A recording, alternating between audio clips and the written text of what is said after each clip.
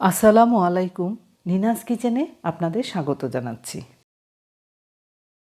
এবার গরম কেমন তা বলে বোঝানো যাবে না, তবে খাবারটা হতে হবে গরমের উপযোগী। যে ধরনের খাবার খেলে আমাদের শরীর ভালো থাকবে সেই রকম একটি রেসিপি নিয়ে চলে এলাম। এই গরমে মাছের সাথে আলু উচ্ছে দিয়ে এই রেসিপিটি তৈরি করে নিতে পারেন। রান্নাটি খুব সহজ। সহজ রান্না সহজভাবে দেখিয়ে দিচ্ছি। বন্ধুরা, আগে আমরা দেখে নিচ্ছি উচ্ছে আর করলা কোনগুলো। আজ আমি যে রেসিপিটি তৈরি করব তা উচ্ছে দিয়ে।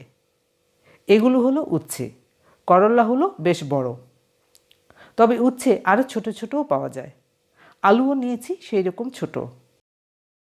আলুগুলো আমি খোসা ছাড়িয়ে এভাবে টুকরো করে রেখেছি। ছোট আলুর একরকম টেস্ট আর বড় আলুর আরেক রকম টেস্ট। এখানে ৬-৭টি আলু আছে। বন্ধুরা, উচ্ছেগুলো আমি পাতলা স্লাইস করে কেটে রেখেছি, তবে বিচিগুলো ফেলে দিয়েছি। এখানে 4টি উচ্ছে আছে। আলু আর উচ্ছে তো দেখে নিলাম, এবার মাছ দেখে নিই। যে কোনো বড় মাছ দিয়ে রান্না করা যেতে পারে। এই রকম ছোট ছোট টুকরো করে নিয়েছি, খেতে ভালো হবে। পানিতে ভিজিয়ে রেখেছি। এর মধ্যে দিচ্ছি লেবুর রস। মাছ ধোয়ার পর পানিতে ভিজানো মাছে এইরকম করে লেবুর রস দিয়ে কিছুক্ষণ ভিজিয়ে রাখা যায়। মাছে যদি কোনো উটকো গন্ধ আসে তখন থাকবে না, সেই জন্য আপনাদের এই টিপসটি দেখালাম। তো আসুন রান্না শুরু করে দিই। এবার পাত্রে দিলাম তেল 2 টেবিল চামচ। আমি সরিষার তেল ব্যবহার করলাম। একটি তেজপাতা টুকরো করে দিলাম, আর দিলাম 1 চা চামচ রসুন কুচি। আধা মিনিটের মতো ভেজে নিলাম। এর মধ্যে এবার দিলাম পেঁয়াজ, তবে কোষ খুলে দিয়েছি। আধা কাপ পেঁয়াজ আছে এখানে। এভাবে পেঁয়াজ দেওয়ার কারণ হলো পেঁয়াজ কিছুটা গলে যাবে আর কিছুটা গলবে না। পেঁয়াজ অনেকটা নরম হয়েছে, আর রসুন কুচিগুলোও ভাজা হয়েছে, সুন্দর ঘ্রাণও বের হচ্ছে। দিলাম পানি। মশলা দেব। আদা বাটা দিলাম 1 চা চামচ, রসুন বাটা দিলাম 1 চা চামচ, আর মরিচ বাটা দিলাম 2 চা চামচ। এর মধ্যে আরও দিলাম ধনিয়া গুঁড়া 1 চা চামচ, হলুদ গুঁড়া 1 চা চামচ, আর দিচ্ছি কাঁচা জিরা গুঁড়া 1 চা চামচের মতো। এবারে কাজ হচ্ছে ভালো করে মিশানো। সবাই ভালো থাকুন, সুস্থ থাকুন। হালকা মশলার খাবার খাওয়ার চেষ্টা করুন। এই মশলাতে এখনও লবণ দেওয়া হয়নি। দিলাম লবণ 1 চা চামচ। মশলা কষাতে 2 মিনিটের মতো লেগেছে। দিয়ে দিলাম মাছের টুকরোগুলো। গরমের আদর্শ খাবার। এখানে 1.5 কাপ টুকরো করা বোয়াল মাছ নিয়েছি। ঢেকে দিলাম। চুলার আঁচ একটু বাড়িয়েছিলাম, এবার কমিয়ে দিলাম। 5-7 মিনিট হলো, দেখি।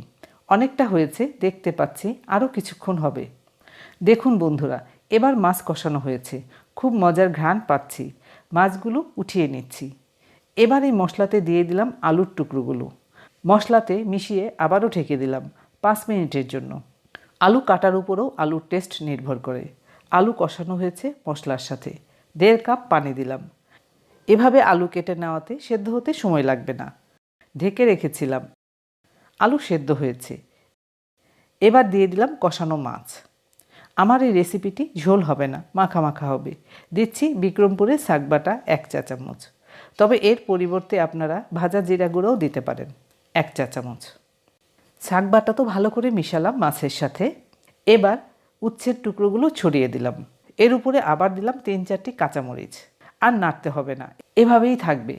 পাতলা করে উচ্ছে কেটে দিয়েছি, সেদ্ধ হয়ে যাবে। 3-4 মিনিটই সেদ্ধ হয়ে যাবে উচ্ছে।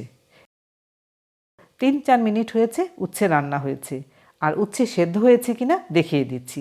দেখুন বন্ধুরা, উচ্ছে সেদ্ধ হয়েছে, তবে উচ্ছে রান্নার পর লাল হবে না। লাল হলে দেখতে ভালো লাগবে না, তখন খেতেও ভালো লাগবে না। এই গরমে এইরকম হালকা মশলার খাবার খাওয়ার চেষ্টা করবেন।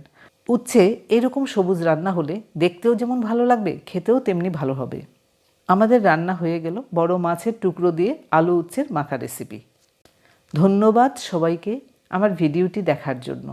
আপনারা ভালো থাকবেন সবাই।